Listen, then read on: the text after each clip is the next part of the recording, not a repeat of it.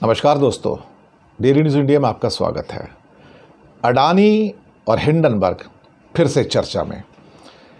इस बार तो चौकीदारी चोर निकला, ताला तोड़ दिया। कमाल की बात है ना। जिसको तफ्तीश करनी थी अडानी केस में, SEBI security exchange board of India, पता लग रहा है उसकी चेयरमैन तो खुद इन्वॉल्व थी।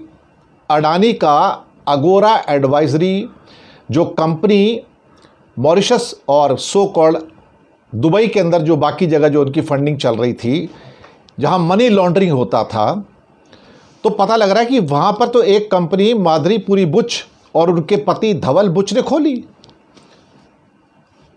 ये 2022 के अंदर जब चेयरमैन बनती है तो उससे 15 दिन पहले अपने शेयर उन्होंने अपने पतिदेव के नाम कर दिए। उससे पहले भी वो मेंबर थी सेबी की।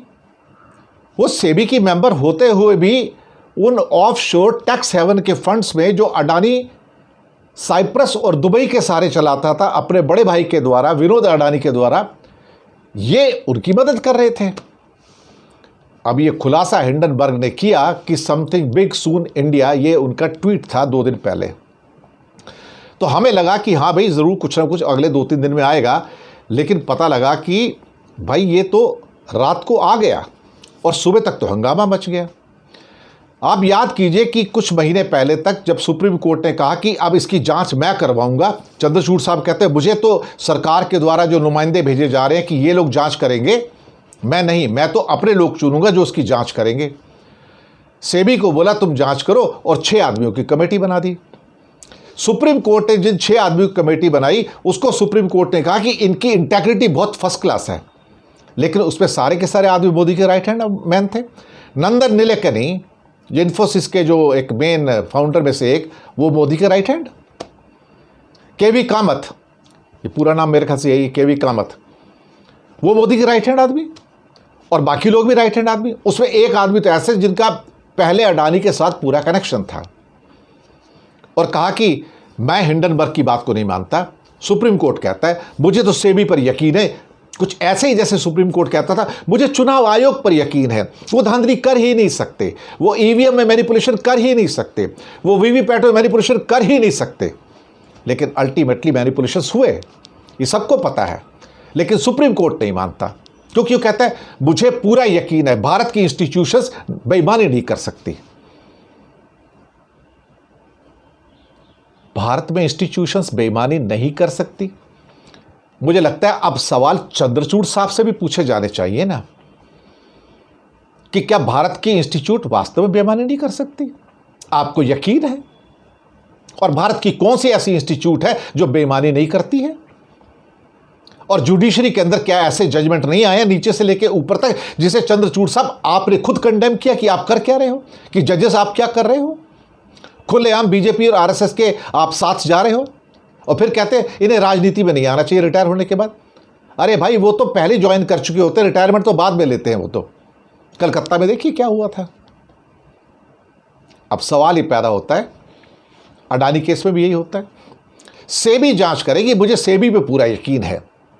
पता लग रहा है सेबी की जो चेयरमैन है वो तो खुद अडानी की मेंबर है, अडानी के साथ मिली हुई है, और कहती हैं ये सब आरोप निराधार हैं, हिंडनबर्ग मेरा कैरेक्टर एसेसिनेशन कर रहा है, मेरा चरित्र वो तोड़ रहा है। वो बहुत बढ़िया, बहुत बढ़िया। क्या आप उसकी मेंबर नहीं थी? क्या आपको करीब करीब 2 करोड़ रुपए नहीं मिलते थे फाइनेंशियल ईयर 2022 में उससे कंसल्टेंसी फी के? आप तो सेबी की चेयरमैन थी। और आज अंग्रेजी के एक बड़े दैनिक हिंदुस्तान में उसने अपने एडिटोरियल में कह दिया कि माधुरीपुरी बुच को, जो सेबी की चेयरमैन है, जिन्होंने अडानी की जांच की और खुद ही चौकीदार थी, खुद ही अपनी जांच कर रही है, तो अपना नाम कैसे लेंगी वो? कि इनको आईना दिखाने की जरूरत है, इनको आईना दिखाने की जरूरत है माधुरीपुरी बुच को। भारत की जो संस्थाएं हैं, उनके जो चेयरमैन हैं, उनके जो मेंबर्स हैं, उनके ऊपर ये दाग लगा है। लगना भी चाहिए ना। ऐसी कौन सी इंस्टीट्यूट है जिसमें दाग नहीं लग रहा है? क्या ओम बिरला के ऊपर दाग नहीं लग रहे क्या कि वो पक्षपाती हैं? क्या धनखड़ साहब के ऊपर दाग नहीं लग रहे कि वो पक्षपाती हैं? दुनिया देख नहीं रही क्या? सारी दुनिया तो धृतराष्ट्र नहीं है ना। यही तो मैं चंद्रचूड़ साहब से कहना चाहता हूं। आपने किसकी रिपोर्ट पे यकीन किया है? वो व्यक्ति, उसका चेयरमैन खुद इन्वॉल्व है। मैं यही कहने की कोशिश कर रहा हूं, मैं। अल्टीमेटली अगोरा एडवाइजरी की जो फ्लोटिंग थी कंपनी, जो कि विनोद अडानी के सहयोग से चल रही थी। विनोद अडानी कौन? गौतम अडानी के बड़े भाई। वो विनोद अडानी क्या भारत के नागरिक हैं? नहीं। कहां के नागरिक हैं? साइप्रस के नागरिक हैं। रहते कहां हैं? दुबई में रहते हैं। उनके ऑफशोर फंड्स यानी कि इलीगल टैक्स हेवन की कंपनियां मनी लॉन्ड्रिंग के लिए कहां बनाई गई थी? साइप्रस में, दुबई में, मॉरिशस में, सिंगापुर में, और उसके द्वारा फंडिंग की जाती है ऑस्ट्रेलिया की माइंस की। और कोयला जो भारत में आता है उसका इलीगल आप दाम बढ़ा देते हैं, दुगना कर देते हैं एक दिन के अंदर, ताकि भारत सरकार से ज़्यादा पैसे लिए जा सके। ये डीआरआई का केस था। तो विनोद अडानी जो काला बाजार है गौतम अडानी का, वो संभालते हैं पूरा का पूरा विदेश में। और उसी काला बाजार का एक हिस्सा अगोरा एडवाइजरी। उसके मेंबर कौन? पति पत्नी दोनों। पति पत्नी कौन? सेबी की चेयरमैन और उनके पति। और कहती मेरी जीवन की किताब तो खुली है, मैंने कोई पाप नहीं किया। कमाल की बात है, अडानी ग्रुप को असिस्ट करने वाली कंपनी या उसके एक क्या कहते हैं मनी लॉन्ड्रिंग का एक हिस्सा होने के बाद माधुरी बुच कैसे अपने आका के अगेंस्ट कोई भी क्या कहते हैं कि सबूत जुटाएंगी? कैसे, आप बताइए ना। तो सुप्रीम कोर्ट कहता है नहीं, जो इनकी जांच है बिल्कुल कंक्लूसिव है। मैं हिंडनबर्ग की बात नहीं मानता, मैं तो सेबी की बात मानूंगा, सेबी चेयरमैन की बात मानूंगा। उन्होंने कहा कि कोई भी तथ्य नहीं मिले हमको अडानी के खिलाफ। क्यों नहीं मिले? क्योंकि माधुरी बुच अडानी की आदमी है, क्योंकि अडानी और माधुरी बुच मोदी के आदमी है। तो अपने खिलाफ कैसे वो कर लेंगे? अडानी के खिलाफ क्या कोई जांच होती है क्या? क्या जॉइंट पार्लियामेंट्री कमेटी बैठती है क्या? क्या सीबीआई की रेड होती है क्या? क्या ईडी की रेड होती है क्या? क्या डीआरआई की रेड होती है क्या? कोई व्यक्ति उसके घर में जाता है क्या रेड करने के लिए? कभी समन दिया आज तक उसको?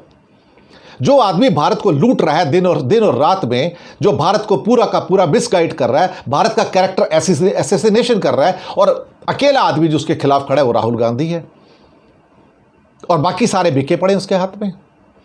अब यही तो सवाल पैदा होता है।